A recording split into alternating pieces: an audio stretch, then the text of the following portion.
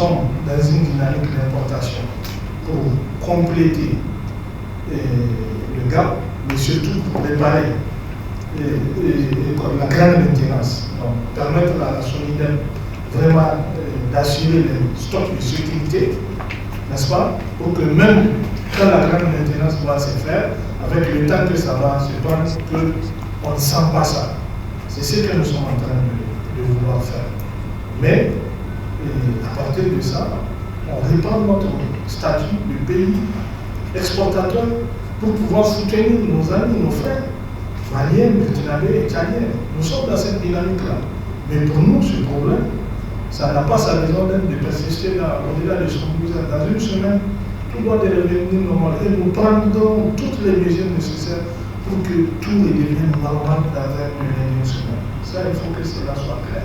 Mais il faut que certains de nous soient là. Et l'État agira sans état d'âme, je vous dis. Et je vous rapporte les propos du chef de l'État. L'État doit sévir sans état d'âme. On doit observer personne remettre en cause les efforts de masse qui sont faits. Tout le monde connaît les prix des hydrocarbures à l'international. On ne va pas revenir là-dessus. On importe à des coûts très élevés pour les vendre à un prix très accessible aux citoyens. Parce que nous sommes dans un gouvernement au service du peuple. Nous sommes dans un contexte d'une république qui a opté pour la solidarité, pour le social, comme principe de valeur. On ne va pas contraindre l'État à prendre une autre option. Libéraliser, permettre aux gens de faire ce qu'ils veulent, etc., etc. Il y a une option, il y a une vision.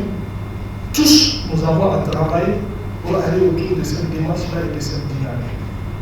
Et comme le ministre l'a dit tout à l'heure, les prix vont rester intacts. Il n'y a aucune manœuvre qui va amener l'État à décider d'augmenter les prix si l'État n'a pas décidé de le faire.